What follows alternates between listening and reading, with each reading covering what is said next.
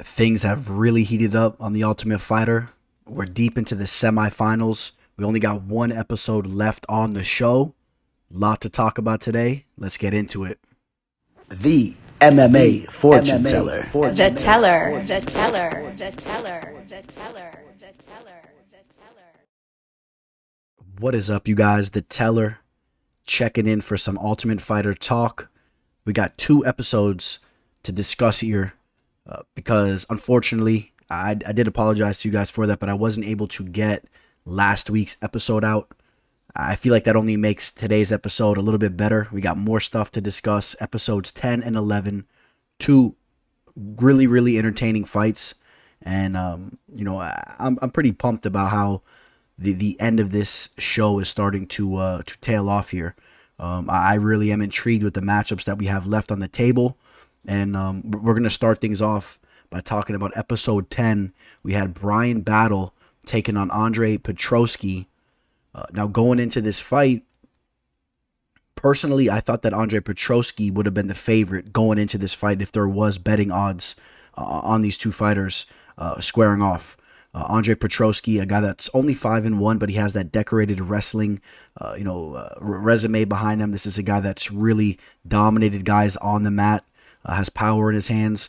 Bryan Battle, also 5-1 going into the show, was one of the last guys picked. In fact, I believe he was the last guy picked. I know at least he was the last pick for Team Volkanovski. I think he was second to last, actually. But the last pick of Volkanovski's. And since Volkanovski has changed his complete tone on the guy, telling Dana White that this guy is going to take the whole show. And it seems like Volkanovski is on to something here. As, he did square off with Andre Petroski. And, we'll get into this fight here. Things started off kind of awkwardly. Petroski gets hit with a nasty knee from Bryan Battle, and Andre Petroski starts saying he got headbutted in the eye. As you see the blood start to trickle down, they run the tape back. They actually stop the fight. The referees and the commission look into the replay.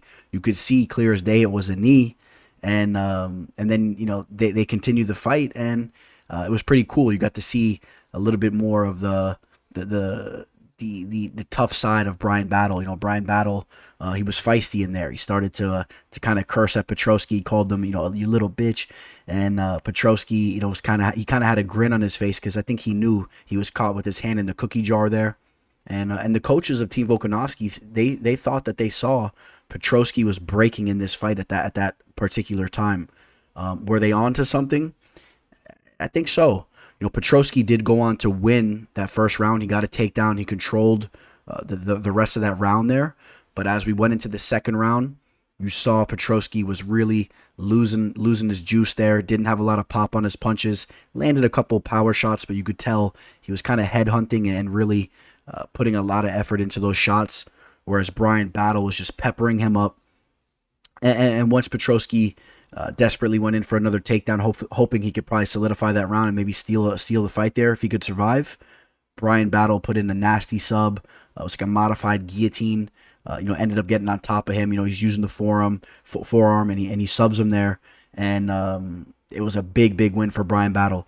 You guys know I've been saying it from the very beginning of these recaps. Bryan Battle was the guy I really wanted to see take the show. I feel like he comes off like a really cool guy. He seems like a genuine dude. And we saw that again on this episode. You see him talking with his wife or his girlfriend, and they have a kid coming on the way, and they just all seem like good people. That's why I kind of gravitated towards him. I will say this, though. I kind of wanted to see, to a certain degree, I also wanted to see Petroski win this fight because my real dream matchup on this show was Petroski versus Tresean Gore. I love the stylistic matchup of a grappler versus striker. I really like that fight there.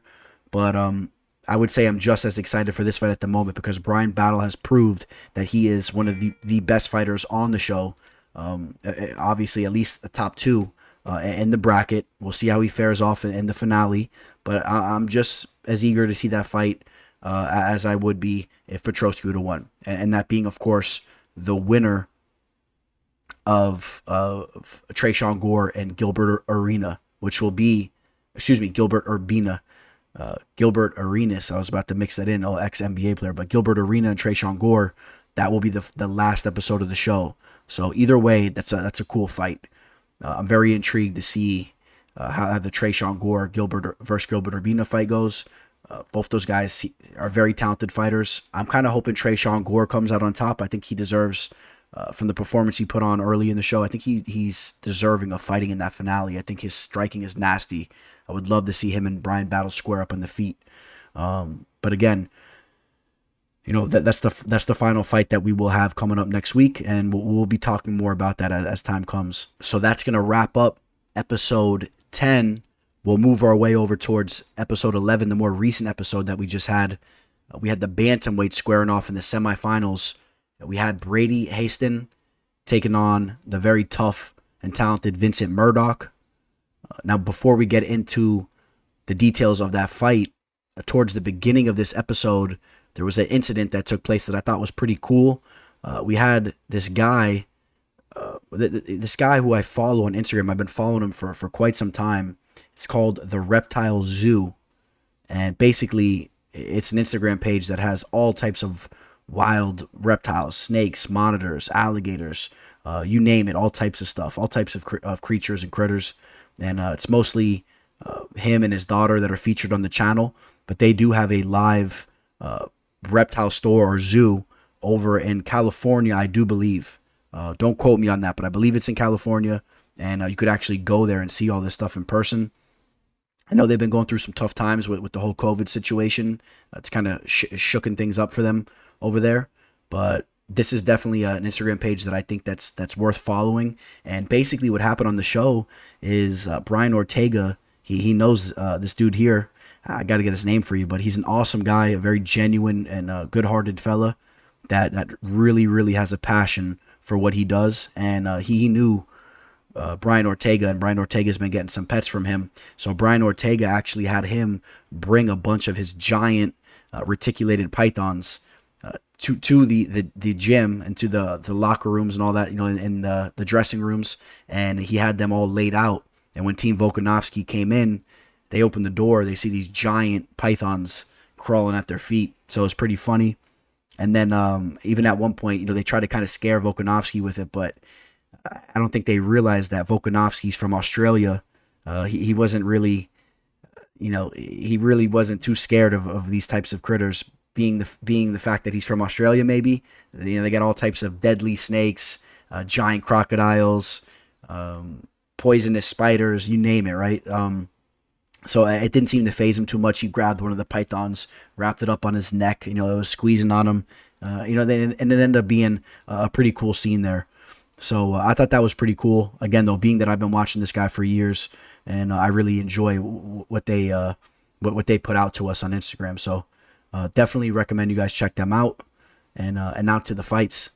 So Vincent Murduck, again, 12-4 coming into the show. This is a guy that's a Team Alpha Male product. He fought on Dana White's Contender Series. He's a very experienced dude, and he looked really, really good in his first fight on the show, where he took on the very talented Dustin Lampros and handed him his first loss. So Vince Murduck really, really had some steam, coming with him. And coming into this fight, he's taking on the very young and tough Brady Hiestand, a guy that's Brady at the time 5-1 coming into the show. Obviously, he won his first fight as well. This is a guy that's very, very grapple oriented. This guy likes to get you down to the mat, work his jiu-jitsu. He'll land some damage on you down there as well. But in my opinion, this guy, he likes to really make his bread and butter down on the mats. So that's what I thought he was going to be looking to do here. I thought he was going to be trying to push the pace, close the distance, get inside Vince's face and drag this fight down to the mat, where I thought Vincent Murduck was going to try to use footwork and try to keep this fight on the feet, where he could have maybe been the more talented fighter there, a little bit more technical on the feet, where I am impressed from what I've seen from him on the feet. So going into this fight, Brady pretty much implemented his game plan. Brady closed the distance, got him down to the mat. He spent a lot of time in half guard, as you see here, and he really landed some nice shots there, and ended up getting the finish on Vince Murduck. So it was a solid victory for Brady. And now, in my opinion, you got to kind of look at Brady as a type of guy at the age that he's at, that has a lot of potential. This is a guy that, we could be talking about him in 4 or 5 years, and he could be doing something similar to what we've seen from Bryce Mitchell coming off the show. Bryce Mitchell's a guy that, there's some resemblance of these two guys. Bryce Mitchell is very young on the show. He's evolved obviously since the show, but he was a very good grappler as well on the show. Very tough. He knows how to close the distance, get the fight down to the mat. But once they really refine what they got, they could be giving guys, Brady could be giving guys some big trouble just like this inside the octagon on a weekly basis. So I'm very excited to see how he performs in the finale. Obviously, that's going to be his big fight. It'll be the biggest fight of his career. And Brady will be taking on Ricky Turcios, who is absolutely no joke. And I really do feel that potentially Ricky can give Brady some real problems in there, because Ricky is a guy that's been wrestling since he's a young kid. He has underrated wrestling and grappling. And I do feel that he will be the superior striker. I feel pretty confident in saying that. I think that fight is going to come down to the fact, can Brady get this fight down to the mat? Can he close the distance? Can he hang on Ricky? Maybe in the clinch against the cage, can he drag him down a couple times throughout a couple of the rounds and maybe steal a decision? If not, possibly also just get him down to the mat and absolutely dominate. I'm definitely not going to say that that's not a possibility. What he just did to Vincent Murduck was very impressive. I'm not going to say that I foresee that. I think that Ricky Turcios is a solid fighter. He's very well-rounded, and again, I'm impressed with his wrestling and grappling abilities. I think he'll be very hard to hold Ricky down and to really inflict some big damage down there on him. I think that Ricky should be the favorite if there was a betting line on these guys. I think Ricky has a little bit more of a diverse arsenal, and that's why I will slightly edge Ricky to win that fight, but I would not be surprised in the least bit if Brady goes in there and uses his grappling to maul Ricky, or just get this fight down to the mat enough that he wins this fight. So that's how I feel about that in the finale. Again, we'll be talking more about that fight as we come to the final recap after next week's episode. And again, we're going to have Tresean Gore taking on Gilbert Urbina. I'm excited for that fight. It's an awesome fight. And I hope you guys enjoyed this little recap.